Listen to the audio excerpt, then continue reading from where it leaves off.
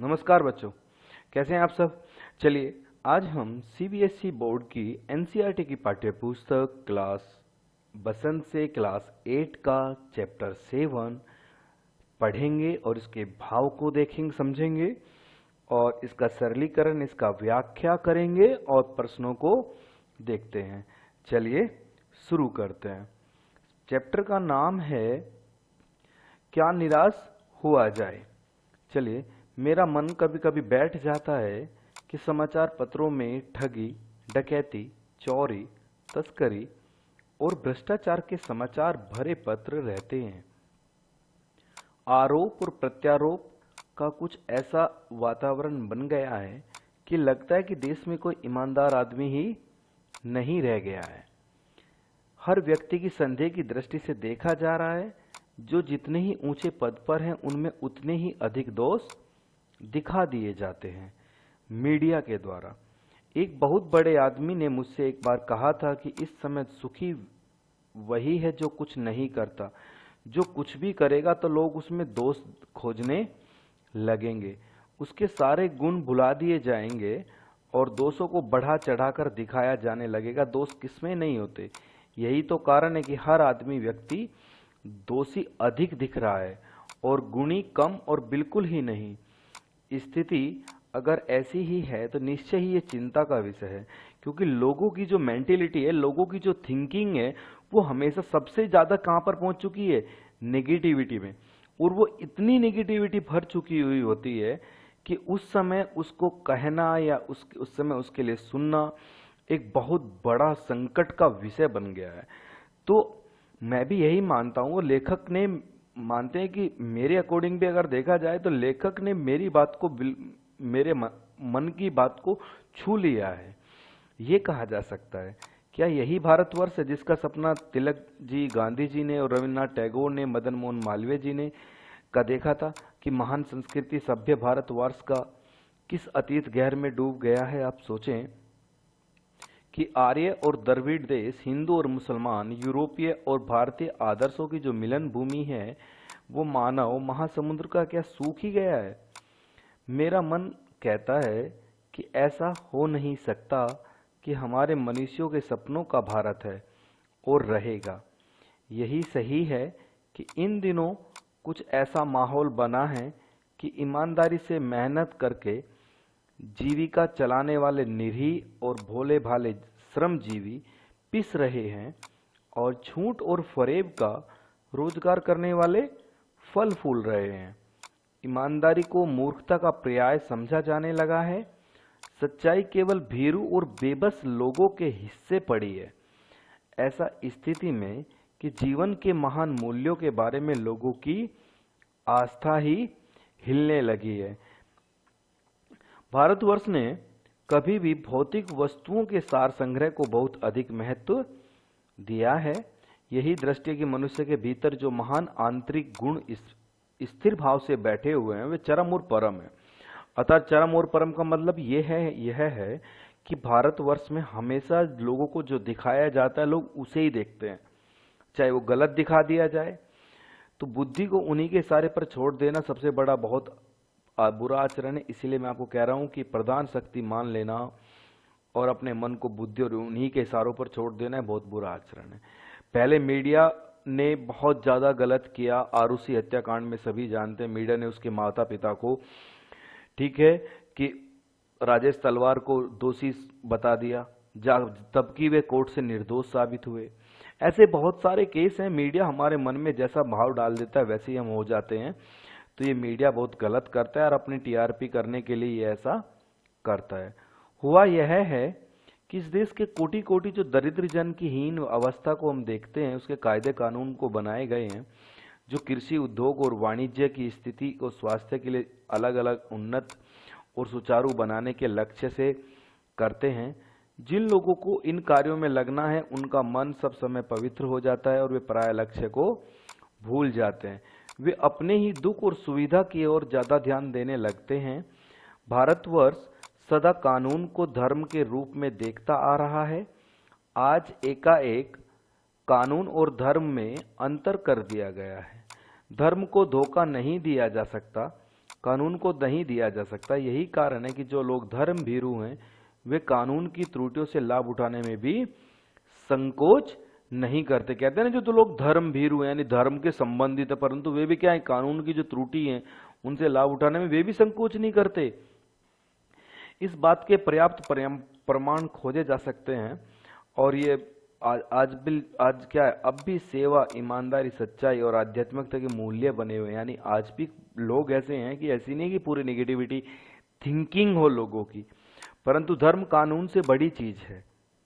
धर्म कानून से बड़ी चीज है, यहीं पर परेशानी आती है। महिलाओं का सम्मान करता है, झूठ और चोरी को गलत समझता है। आज भी वही मनुष्य से प्रेम भी करता है, महिलाओं का सम्मान भी करता है, दूसरों को पीड़ा पहुंचाने का पाप भी समझता है। आदमी अपने व्यक्तिगत जीवन में इस बात का अनुभव भी करता है। समाचार पत्रों में जो भ्रष्टाचार के प्रति इतना आक्रोश है वह यही साबित करता है कि हमारी थिंकिंग को हमेशा निगेटिविटी पर ले जाता है। चीजों को हमेशा हम गलत समझते हैं। समाज में उन तत्वों की प्रतिष्ठा कम करना चाहते हैं जो गलत तरीके से धन या मान का संग्रह करते हैं। कई बार है कि दोषों का पर्दाफाश करना बुरी बात नहीं है, बुराई इसमें है कि किसी के आचरण को, गलत पक्ष को उद्घाटित करके उसमें रस लिया जाए, उसके दोषों का उद्घाटन करके एकमात्र कर्तव्य मान लिया जाए कि हम ये सही कर रहे हैं, परंतु ये गलत होता है। क्योंकि बुराई में रस लेना बुरी बात है, अच्छाई में उतना ही रस लेकर उजागर न करना और भी बुरी बात है। अच्छाई को हम कम रखते हैं, न्यूज़पेपर को उठा के देखो, उसमें अच्छाई कम मिलेगी और बुराई सबसे ज्यादा मिलेगी। इसी कारण से ये सब चीजें होती रहती हैं। एक बार रेलवे स्टेशन पर टिकट लेते हुए मैंने गलती से 10 के बजाय 100 रुपए का नोट दिया और जल्दी जल्दी गाड़ी में आकर बैठ गया। तभी टिकट बाबू क्या है कि सेकंड क्लास के डब्बे में हर आदमी का चेहरा पहचानता हुआ उपस्थित हुआ। उसने मुझे पहचान लिया और बड़ी विनम्रता के साथ उसने 90 रुपए मेरी और रख दिए और बोला, ये गलती हो गई। आपने भी नहीं देखा, मैंने भी नहीं देखा। उसके चेहरे पर विचित्र संतोष की गरिमा थी। मैं चकित हो गया कि आज भी ऐसी इंसानियत है लोगों में।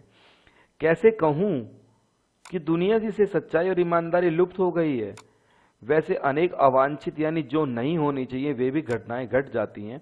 परंतु घटना ठगी और वचना से एक घटनाओं में से एक अधिक शक्तिशाली है। यह अब लेखक अपनी एक घटना के बारे में वर्णन करेगा, तो उस घटना को देखते हैं। एक बार मैं एक यात्रा कर रहा था, मेरे साथ मेरी पत्नी और 3 बच्चे भी थे। बस में खराब थी और रुक रुक कर चलती थी। जहां पर मुझे पहुंचना था उससे 8 किलोमीटर पहले ही एक निर्जन यानी जहां पर कोई आता जाता ना हो, सुनसान स्थान पर बस ने जवाब दे दिया, यानी बस रुक गई। रात के कोई 10 बजे होंगे। बस में सभी जो यात्री थे वे घबरा गए और कंडक्टर उतर गया और एक साइकिल लेकर चलता बना। लोगों को संदेह हो गया कि हमें धोखा दिया जा रहा है। देखो, सबसे पहले निगेटिविटी आ जाएगी। तो बस में बैठे लोगों ने तरह तरह की बातें शुरू कर दी। लोगों की ये थिंकिंग है, सीधी सीधी अच्छी बात उनको बाद में सूझती है, पहले तो उनको बुरा सूझता है। ये सभी की एक ह्यूमन नेचर है। किसी ने कहा कि यहाँ डकैती होती है, तो 2 दिन पहले एक बस को लूटा गया था। अब लोग डरे ना तो और डर जाएं इस कंडीशन को देख के। परिवार सहित अकेला मैं ही था। बच्चे पानी पानी चिल्ला रहे थे, पानी का कोई ठिकाना ना था। ऊपर से आदमियों का डर समा गया, आदमियों का यानी डकैतों का डर समा गया। अब ये देखो, रात का सीन है, लोगों की थिंकिंग है और लोग बाहर बैठ गए हैं, बस खराब हो गए निर्जन स्थान पर। कुछ नौजवानों ने ड्राइवर को पकड़कर मारना पीटने का हिसाब बनाया। ड्राइवर के चेहरे पर हवाइयां उड़ने लगी, उसको डर लगने लगा कि लोगों ने उसे पकड़ लिया। वह बड़े कातर ढंग से मेरी ओर देखने लगा और बोला कि हम लोग बस का कोई उपाय कर रहे हैं, बचाइए, ये लोग मारेंगे। डर तो मेरे मन में था, पर उसकी कातर मुद्रा देखकर यानी डरी हुई मुद्रा को देखकर मैंने यात्रियों को समझाया कि मारना ठीक नहीं है। परंतु यात्री इतने घबरा गए कि मेरी बात सुनने को तैयार नहीं हुए। कहने लगे कि इसकी बातों में मत आइए, धोखा दे रहा है। कंडक्टर को पहले ही डाकुओं के यहाँ भेज दिया है कि यहाँ पर बस खराब हो गई है लूटने के लिए। देखो कैसी थिंकिंग है। अब ये लोगों ने क्या किया, इस ड्राइवर को पकड़ लिया और आरोप लगाना शुरू कर दिया। मैं भी भयभीत था, पर ड्राइवर को किसी तरह मारपीट से बचाया। 2 घंटे, 1.5 घंटे बीत गए। मेरे बच्चे भोजन और पानी के लिए व्याकुल हो गए। पत्नी की हालत बहुत बुरी हो गई थी। सीधी सीधी पता है यार, जब बच्चे साथ में हो किसी के, तो उसको तो और ज्यादा डर लग जाता है। खुद से डर नहीं लगता उस समय, उसको दूसरों की जान की परवाह होती है, इसलिए वो डर जाता है। उतार कर एक जगह घेर कर रखा तो कोई भी दुर्घटना होती है, पहले ही ड्राइवर को समाप्त कर देना उन्हें उचित जान पड़ा। मेरे गिड़गिड़ाने का विशेष असर नहीं। इसी समय क्या देखता हूं कि एक खाली बस चली आ रही है और उस पर हमारा बस जो है कंडक्टर बैठा हुआ है। उसने आते ही कहा, अड्डे से नई बस लाया हूं, इस पर बैठिए। और बस चलाने लायक नहीं है, फिर भी मेरे पास एक लोटे में पानी और थोड़ा दूध लेकर आया और बोला, पंडित जी, बच्चों का रोना मुझसे देखा नहीं गया, वहीं दूध मिल गया, थोड़ा लेता आया। अब देखो लोगों को क्या देखता है कि थोड़ी देर में समय क्या देखता है, खाली बस चलती हुई आ रही है, उसमें कंडक्टर भी बैठा है। अब अड्डे से नई बस कंडक्टर लेने गया था और लोगों ने क्या समझा कि ये डाकुओं को बुलाने के लिए गया है। वहां से बच्चों के लिए दूध भी लेके आया। तो चलिए, जान आई। सबने उसे धन्यवाद दिया, ड्राइवर से माफी मांगी। 12 बजे से पहले ही सब लोग बस अड्डे पर पहुंच गए। कैसे कहूं कि मनुष्यता एकदम समाप्त हो गई है? कैसे कहूं कि लोगों में दया माया नहीं रही? कैसे कहूं कि जीवन में इतनी घटनाएं हुई हैं, पर फिर भी मैं नहीं भूल सकता। ठगा भी गया हूं, धोखा भी खाया है, परंतु बहुत कम स्थलों पर विश्वासघात नाम की चीज मिलती है। केवल उन्हीं बातों का हिसाब रखो जिनमें धोखा खाया है या जीवन कष्ट कर रहा है। मेरे साथ भी बहुत ज्यादा घटना हुई है कि दिल्ली में और यूपी में अधिकतर बहुत सारी जैसी जगह होती हैं कि जहां पर लूटमार का अधिकतर रात को खतरा होता है। अकारण सहायता की है, परंतु फिर भी अपने निराश मन को मैंने ढांढस दिया है और हिम्मत बंधाई है। कविवर रविंद्र ठाकुर ने प्रार्थना गीत में भगवान से प्रार्थना की थी कि संसार में केवल नुकसान ही उठाना पड़े और धोखा ही खाना पड़े, तो ऐसे अवसर पर हे प्रभु, मुझे ऐसी शक्ति तो दे दो कि मैं तुम्हारे ऊपर तो संदेह ना करूं। मनुष्य की बनाई विधियां गलत नतीजे तक पहुंच रही हैं। अब तो इन्हें बदलना होगा और इन्हें बदला भी जा रहा है। अब लोगों की आशा ऐसी नहीं कि बुझी नहीं है। आज भी महान भारतवर्ष को पाने की संभावना बनी हुई है, बनी रहेगी। अर्थात मेरे मन निराश होने की जरूरत नहीं है। हजारी प्रसाद द्विवेदी। देखिए, हजारी प्रसाद द्विवेदी जी के साथ भी एक बहुत बड़ी घटना घटी थी, क्योंकि ये एक बार हिंदी के प्राध्यापक थे बीएचयू में। तो वहां से इनको निकाल दिया गया था क्योंकि कुछ लोगों ने विरोध कर दिया गया था 1967 में। और फिर इन्होंने क्या किया, तो ये फिर तुरंत ही मई में इनको निकाला गया और जून में ये पंजाब यूनिवर्सिटी के हिंदी विभाग के विभाग अध्यक्ष हो गए और 7 साल बाद उसी में हेड ऑफ डिपार्टमेंट बन करके आए, यानी बहुत ऊंची पोस्ट पे, उसी कॉलेज में जिस यूनिवर्सिटी से इनको निकाला गया था। तो ये हजारी प्रसाद द्विवेदी जी की मानता है कि जहां से निकाला गया हो वहीं पर एक बड़ी इज्जत के साथ आया जाए वापस, और लोगों के मुंह पर एक लगे कि तुमने जो किया था वो गलत किया था। चलिए, अब हम इसके क्वेश्चन आंसर को देखेंगे। मैं आपको अभी बता दूं, ये जो इतने बड़े बड़े क्वेश्चंस होते हैं, पहली बात तो ये ऐसे क्वेश्चंस कभी भी पेपर में नहीं आते। इसमें इसका दूसरा और तीसरा क्वेश्चन बहुत बकवास है इस चैप्टर का, क्योंकि इतने बड़े क्वेश्चंस कभी भी नहीं पेपर में पूछे जाते। कभी भी पेपर में ये क्वेश्चंस पेपर में कभी भी नहीं पूछे जाते। पेपर में इस तरह के क्वेश्चंस आते हैं। तो आज हम इनके सभी क्वेश्चंस को देखते हैं। पहला क्वेश्चन वेरी इंपॉर्टेंट है और इसके और भी क्वेश्चंस को देखते हैं। चलिए, अब हम क्या करते हैं कि इसके और क्वेश्चंस को भी देख लेते हैं। चलिए, अब सबसे पहले हम क्या करेंगे कि हजारी प्रसाद द्विवेदी जी के बारे में बात करेंगे सबसे पहले, क्योंकि हजारी प्रसाद द्विवेदी जी, तो सबसे पहले ये तो बात है कि हजारी प्रसाद द्विवेदी जी के बारे में बात की जाए। क्यों? क्योंकि हजारी प्रसाद द्विवेदी जी ही हमारे मैन हैं, क्योंकि इस चैप्टर के जो लिखा है वो हजारी प्रसाद द्विवेदी जी ने लिखा है 1997 में। अब आप देखो कि हजारी प्रसाद द्विवेदी जी का 1907 में जन्म हुआ और 1979 में इनकी मृत्यु हुई। हजारी प्रसाद द्विवेदी जी हिंदी के निबंध आलोचक और उपन्यासकार थे। हजारी प्रसाद द्विवेदी जी का जो जन्म हुआ है वो श्रावण शुक्ल एकादशी को संवत 1964, यानी ये कहूं कि 19 अगस्त 1907 ईस्वी को उत्तर प्रदेश के बलिया जिले के आरत यानी आरा दुबे का छपरा ओझवलिया नामक कोई गांव है, आरत दुबे का छपरा ओझवलिया नामक गांव में हुआ। तो इनके पिता का नाम अनमोल द्विवेदी और माता का नाम ज्योतिषमती था। इनका परिवार ज्योतिष विद्या के लिए प्रसिद्ध था और इनके पिता पंडित अनमोल द्विवेदी संस्कृत के प्रकांड विद्वान थे।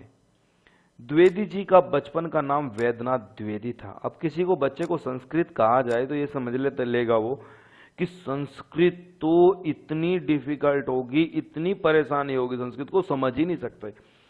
परंतु अगर संस्कृत को समझाने वाला मिल जाए तो संस्कृत से आसान हिंदी भी नहीं है। अरे ऐसी लैंग्वेज इसका अर्थ आप एक बार पढ़ तो लो, पढ़ने के बाद वो हिंदी बन जाएगी। चलिए पाठ का सार देखते हैं अब हम। लेखक के समय आज फैले हुए डकैती, चोरी, तस्करी और भ्रष्टाचार से जो दुखी हैं उनकी बात की गई है इसमें। और आजकल का जो समाचार पत्र है आदमी को आदमी पर विश्वास करने से रोकता है। क्यों? क्योंकि आजकल क्या है कि न्यूज़पेपर, इतना निगेटिविटी आती है न्यूज़पेपर में, मीडिया में। तो आज के समय ईमानदारी से कमाने वाले लोग भूखे रह रहे हैं और धोखाधड़ी करने वाले लोग राज कर रहे हैं। इस बात से हम मुकर नहीं सकते। आज भी सपनों का भारत नहीं रहा। ईमानदारी से आज पैसा कमाना लोगों को लगता है कि बहुत मुश्किल है, परंतु नहीं, बहुत आसान है और सुकून मिलता है ईमानदारी के पैसे से। लेखक के अनुसार भारतीय हमेशा के संतोषी प्रवृत्ति के रहे हैं। भारतीय हमेशा संतोषी प्रवृत्ति यानी एक संतोषी यानी हम संतोष करने वाले हैं, हम कोई स्वार्थी नहीं है। आम आदमी की आवश्यकता बहुत कम है और उनको पूरा करने के लिए कानून भी बनाए गए हैं, किंतु आज लोग क्या है कि ईमानदार नहीं रहे। और भारत में कानून को धर्म माना गया है, किंतु आज भी कानून से ऊंचा धर्म माना जाता है। शायद ही इसलिए कि आज भी लोगों में ईमानदारी, सच्चाई और इंसानियत बाकी है।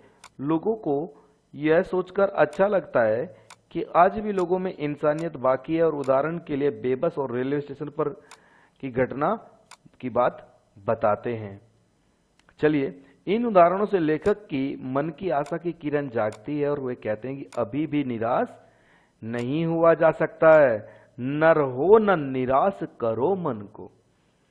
तो लेखक के अनुसार टैगोर के प्रति एक जो प्रार्थना गीत उदाहरण देकर कहा है कि जिस प्रकार उन्होंने भगवान से प्रार्थना की है कि चाहे जितनी भी विपत्ति आए, जितनी में छोटी की मात्रा लगती है, ये वे भगवान को ध्यान लगाए रखें कि लोगों को विश्वास है कि एक दिन भारत ही इन गुणों पर केवल होता है, केवल नहीं, वैसा ही भारत बन जाएगा जैसा वह चाहता है।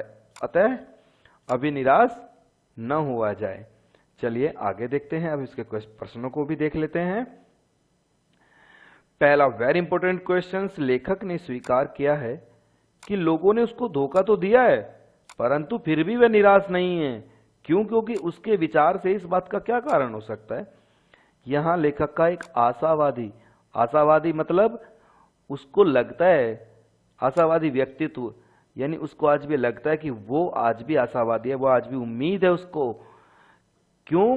क्योंकि लेखक ने अपने आप को एक उम्मीद मानी है कि व्यक्तिगत अनुभव का वर्णन किया, उसने खुद के अनुभव का वर्णन किया कि लेखक ने धोखा भी खाया है पर फिर भी उसका मानना है कि अगर वो इन धोखों को याद रखेगा तो उसको विश्वास करना बेहद कष्टकारी होगा। इसके साथ साथ उन लोगों पर उंगली भी उठाएगा कि जो आज ईमानदारी और मनुष्यता की जो बात करते हैं उसके सजीव उदाहरण है। लेखक का आशावादी होना उजागर होता है उन लोगों की सम्मान करते हुए उपेक्षा नहीं करना चाहता जिन्होंने कठिन समय में उसकी मदद की है। सही मायने में यह बात बहुत एकदम उचित है कि यही कारण है कि वो अभी भी निराश नहीं है। नेक्स्ट है, दोषों का पर्दाफाश करना कब बुरा रूप ले सकता है। दोषों का पर्दाफाश करना तब बुरा रूप ले लेता है जब किसी के आचरण के गलत पक्ष को बढ़ा चढ़ाकर दिखा दिया जाता है या रास लिया जाता है। लिटानी रास लिया जाता है यानी उससे इंटरेस्ट हो जाए, मजा लिया जाए। लेखक के अनुसार दोषों का पर्दाफाश करना तब बहुत बुरी बात होती है कि परंतु इसमें बुराई तब सम्मिलित हो जाती है जब किसी के आचरण के गलत पक्ष को उद्घाटित करके उसमें रस लेते हैं। लेखक के अनुसार यह बहुत ज्यादा गलत बात है। हमारा दूसरों को दोषा उद्घाटन करते हुए अपना कर्तव्य मान लेना ये सही नहीं है। हम ये नहीं समझते कि बुराई सम्मान सब रूप में सबसे विद्यमान है। यह भूलकर भी हम किसी की बुराई में रस लेना आरंभ कर देते हैं और अपना मनोरंजन करने लग जाते हैं, परंतु हम उसके द्वारा की गई अच्छाई को तो उजागर ही नहीं करते। हम उसकी बुराइयों का उतना रस नहीं लेंगे। अगर हम उसके व्यक्तित्व के अच्छे पहलुओं की तरफ देखें तो उसके द्वारा किए गए अच्छे कार्यों को सराहें तो उसके लिए समाज और उतना ही लाभकारी होगा। सीधी सीधी बात है, हमें अच्छा सोचना चाहिए। जब हम उसकी बुराई में तो रस ले लेते हैं पर अच्छाई को भुला देते हैं तो ये बहुत ज्यादा स्वार्थी बात है, परंतु ऐसा हमें नहीं करना चाहिए। आज भी इंसानियत लोगों में जिंदा है। अब देखो, very very very important questions हमेशा पेपर में पूछा जाता है। अच्छे से समझना, फोकस करना इस क्वेश्चन पर। आजकल के बहुत से समाचार पत्र, समाचार चैनल दोषों का पर्दाफाश कर रहे हैं। इस प्रकार समाचार और कार्यक्रमों की सार्थकता पर तर्क सहित विचार लिखिए।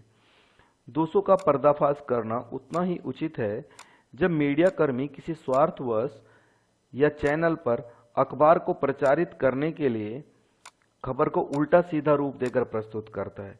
ये पर्दाफाश आम लोगों के लिए बुराई का रूप धारण कर लेता है और ये समाचार पत्र और मीडिया चैनल बहुत ज्यादा करते हैं ऐसा। तभी सच्चे और अच्छे हो सकते हैं जब उनमें सार्थकता होता तो, परंतु क्या पक्ष को सही रूप में प्रस्तुत किया जाए या क्या निराश हुआ जाए, ऐसा होता है। चलिए नेक्स्ट क्वेश्चन देखते हैं। आजकल के बहुत से समाचार पत्र या समाचार चैनल दोषों का पर्दाफाश कर रहे हैं। इस प्रकार समाचार कार्यक्रमों की सार्थकता पर तर्क सहित, तर्क यानी उदाहरण दे दो, तर्क जब आ जाए तर्क सहित विचार कीजिए। डिबेट आ गई। अब देखो, डिबेट में सबसे पहले टीवी चैनल, समाचार पत्र दोषों का पर्दाफाश किया जा रहा है, किंतु किसी सीमा तक सही हुआ करता था, परंतु आज टीवी चैनलों ने समाचार पत्रों की भरमार के कारण उनके बीच बीच में जन में श्रेष्ठ दिखाने की होड़ ने इसे धंधा बना दिया। इसमें दोनों पक्षों की सच्चाई जाने बिना वे अपनी तरफ से दोषारोपण आरंभ कर देते हैं। इस बात को भी तनिक नहीं सोचते कि इससे किसी के जीवन पर बुरा असर पड़ सकता है। समाचार पत्र सबसे पहले वेरी वेरी इंपॉर्टेंट लाइन, यानी ये कहूं कि समाचार पत्र क्या करते हैं, सबसे ज्यादा अपनी टीआरपी बढ़ाने के लिए क्या करते हैं, टीआरपी का ही ध्यान रखते हैं। और ये जो बहुत ज्यादा गलत है, टीआरपी का ध्यान रखते हैं। क्यों रखते हैं? अब उनको भी सिर्फ पैसा ध्यान चाहिए, सच तो कुछ और होता है। जैसे आरुषि हत्याकांड में डिबेट में तर्क पूछा था तो तर्क दिया है। आरुषि के पिता पर हत्या का आरोप लगाया जाता है, पर मीडिया ने इस विषय में भी उसको खूब भुनाया। अंत में वो क्या हुआ, निर्दोष साबित हुए। परंतु जितनी बड़ी और हानि तलवार दंपत्ति को हुई उसका कोई हिसाब नहीं है। पर समाचार पत्रों और टीवी चैनलों के लिए यह टीआरपी बढ़ाने का एकमात्र साधन मात्र था, सच्चाई सामने लाने के लिए नहीं। दूसरा उदाहरण, एक स्कूल शिक्षिका पर स्कूल की लड़कियों पर देह व्यापार में डालने का आरोप लगाया जाता है, जबकि न्यूज चैनल द्वारा इसका पर्दाफाश किया गया था। बिल्कुल सच है। तुम न्यूज चैनल भी और मीडिया भी बहुत ज्यादा गलत सवाल कर देते हैं, गलत कर देते हैं। वो बिल्कुल निर्दोष थी। क्या उस चैनल द्वारा किया गया कार्य उचित था आपकी दृष्टि से? जो भी हो, इस चैनलों से सार्थकता की, उन चैनलों की जो सार्थकता है, जो सच्चाई है, जो वास्तविकता है, उस पर सवाल उठता है। सभी देखते हैं कि न्यूज चैनल आजकल 80% से, अगर मैं परसेंटेज की बात की जाए तो 80% अधिकतर बिक ही चुके हैं। बिना वजह एक दूसरे के बारे में बोले जा रहे हैं एक दूसरे पर। अरे जज डिसीजन नहीं देता, सबसे पहले मीडिया डिसीजन निकाल देता है, तो ये गलत है। कानून सबसे ऊपर है, कानून होना चाहिए, कानून का पालन होना चाहिए। वे अपने पालन नहीं करते हुए आगे निकल जाते हैं। उनको सिर्फ रिपोर्ट दिखाना है कि ऐसा हमने यहाँ पर हम ये देख रहे हैं, परंतु वे देख नहीं रहे हैं। उसने ऐसा ऐसा किया, उसका वो होगा वो होगा वो होगा, आगे बता देंगे, उसको जेल हो जाएगी। आप दोषी थोड़े ही हो, पर मीडिया आपको दोषी बना देता है। लेखक ने लेख का शीर्षक क्या निराश हुआ जाए क्यों रखा होगा? क्या आप इसे बेहतर शीर्षक से सुझा सकते हैं? लेखक का शीर्षक क्या निराश हुआ जाए उचित रखा क्योंकि यह सत्य को उजागर करता है और जो हम अपने आसपास घटते देखते रहते हैं। अगर हम एक दो बार धोखा खाने पर यही सोचते रहें कि संसार में ईमानदार लोगों की कमी हो गई है तो यह सही नहीं होगा। आज भी ऐसे कई लोग हैं जिन्होंने अपनी ईमानदारी को बरकरार रखा। लेखक ने इसी आधार पर लेखक का शीर्षक क्या निराश हुआ जाए रखा है। यही कारण है कि लेखक कहता है कि मैं ठगा भी गया हूं, धोखा भी मैंने भी खाया है, परंतु ऐसी घटनाएं भी मिल जाती हैं जब लोगों ने अकारण ही सहायता की हो, जिससे मैं अपने आप को ढांढस देता हूं। नेक्स्ट है, इसका शीर्षक क्या होना चाहिए? अब देखो शीर्षक दे दिया, इसका शीर्षक क्या है? उजाले की ओर होना चाहिए था, अंधेरे से उजाले की ओर। शायद लेखक को बात को और बल मिलता। अब next last very important chapter question है। आदर्शों की बात तो करना बहुत आसान है पर उन पर चलना बहुत कठिन है। क्या आप इस बात से सहमत हैं? यानी सहमत मतलब समझ रहे हैं कि इस बात से क्या आप अग्री करते हैं? डिबेट सही, तर्क सही उत्तर दे दो। देखो, यदि अब ईमानदारी और इंसानियत खत्म हो गई है तो क्या उनके जीवन में कभी कोई ऐसी घटना नहीं घटी, या ऐसा कभी किसी इंसान के जीवन में या किसी बच्चे के जीवन में ऐसी कोई घटना नहीं होगी जब किसी ने उनकी सहायता बिना किसी सेल्फिश नेचर के की हो? सहायता किसी को मात्र पैसे या वस्तु देकर नहीं की जा सकती, अपितु सही समय पर सही वस्तु देकर भी की जा सकती है। लेखक ने लिखा कि बस के खराब होने पर उनके बच्चे भूख और प्यास से बिलख रहे थे पर वो कुछ नहीं कर पा रहे थे। अगर इस बात पर ध्यान दिया जाए कि क्या लेखक के पास पैसे नहीं थे? उनके पास पैसे अवश्य थे, पर इस बात से ऐसे स्थान पर खराब हो गई थी जहां पर भोजन में पानी नहीं मिल सकता था। यही कारण है कि कंडक्टर द्वारा लाया गया दूध उनके लिए उस समय सबसे महत्वपूर्ण था, जो बच्चे जिससे भूख की वजह से बिलख रहे थे, रो रहे थे। तात्पर्य यह है कि छोटी छोटी चीजों की मदद भी सहायता कही जाती है। कंडक्टर द्वारा किया गया कार्य इंसानियत ही कहलाएगा क्योंकि उसने यह कार्य बिना किसी स्वार्थ के किया था। तो बच्चों, आज हमने ये चैप्टर जाना और नेक्स्ट चैप्टर के लिए हमारी नेक्स्ट वीडियो आप देख सकते हैं अच्छे से। चैप्टर्स के लेखक का नाम, उसका फिर पाठ का सार, फिर उसके चैप्टर की समरी, फिर क्वेश्चन आंसर, फिर एक्स्ट्रा क्वेश्चन आंसर, फिर वेरी वेरी इंपॉर्टेंट क्वेश्चंस, और ये आपके सब्जेक्ट पर पूरी कमांड बनाएंगे। उम्मीद करता हूं कि आप इसे अच्छे से देखेंगे और देखने के बाद अपने जीवन में उतारेंगे और अपनी हिंदी नोटबुक में लिखेंगे। तो बच्चों, जो हमारे चैनल्स को आप देख रहे हैं, अक्षर मंत्रा यूट्यूब चैनल, हमारे चैनल को सब्सक्राइब करना ना भूलें। जय हिंद, वंदे मातरम। हंसते रहिए, मुस्कुराते रहिए।